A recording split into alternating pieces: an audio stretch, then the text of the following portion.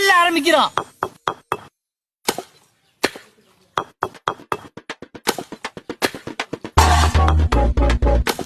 வேற லெவல் அமோகமா இருக்கு. எல்லாரும் வாங்க, முழு நாட்டு கோழி, எல்லாரும் வாங்க, நறுக்கிற வெங்காயம்,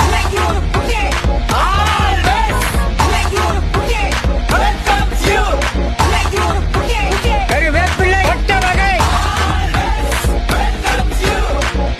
அருமையான சாப்பாடு, எக்கு முக்கா இருக்கு.